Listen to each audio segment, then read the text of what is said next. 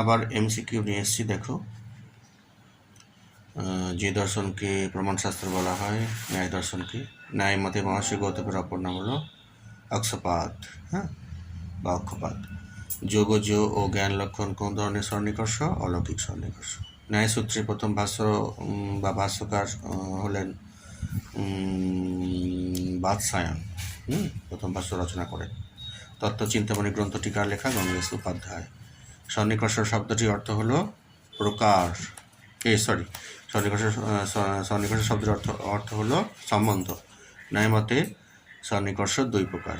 ভূতলে ঘটাভাব, এটা হচ্ছে বিশেষণ ভাব ও সন্নিকর্ষ, হ্যাঁ।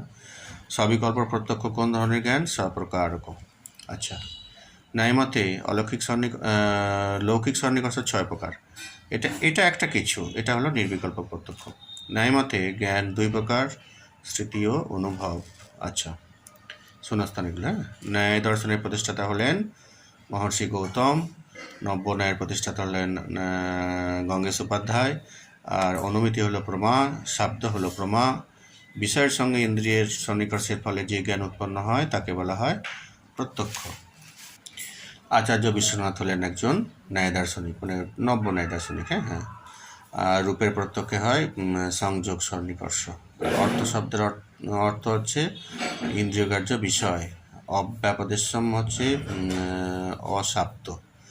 গন্ধ এর প্রত্যক্ষ হয় সংযুক্ত সমবায় সন্নিকর্ষের মাধ্যমে। শব্দকে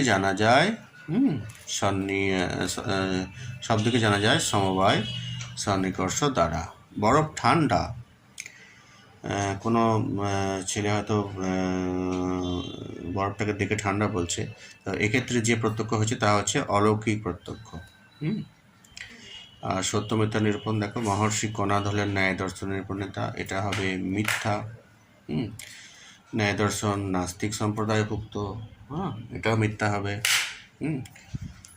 আর তত্ত্বচিন্তামণি শ্রীধর ভট্টের লেখা, এটাও ভুল, এটা গঙ্গেশ উপাধ্যায়ের লেখা। আর ন্যায় মতে প্রমেয় পদার্থ 16টি, হ্যাঁ, এটা ঠিক আছে।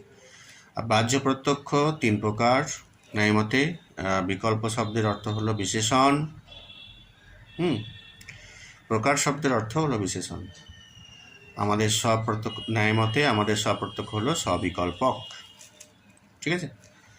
আর কোন প্রত্যক্ষে স্মৃতি হয়? স্ববিকল্প প্রত্যক্ষে স্মৃতি হয়, বেশ। আর নির্বিকল্পক, সবিকল্প আর প্রত্যভিজ্ঞা, এই তিনটে দেখো কোনটা কার উপরে নির্ভর করে, দেখো। নির্বিকল্পকের ওপরে নির্ভর করে সবিকল্পক, হ্যাঁ। আবার সবিকল্পকের ওপর নির্ভর করে প্রত্যভিজ্ঞা। আমি যদি ঘুরিয়ে বলি যে প্রত্যভিজ্ঞা সবিকল্পকের ওপর নির্ভর করে, আবার সবিকল্পক নির্ভর করে নির্বিকল্পক প্রত্যক্ষের উপর, ঠিক আছে। তো প্রথমে নির্বিকল্পক হয়, তারপরে সবিকল্পক, তারপরে প্রত্যভিজ্ঞা, হ্যাঁ, বেশ, ঠিক আছে। এমসিকিউগুলো দেখো, বড় ভিডিওগুলো দেখো, ঠিক আছে। আলোচনাগুলো দেখো, তারপরে কোশ্চেনগুলো দেখবে, পরে আবার আমি তোমাদের নিয়ে আসছি, হ্যাঁ, ঠিক আছে। পরের ভিডিও, ভালো থাকবে, ঠিক আছে।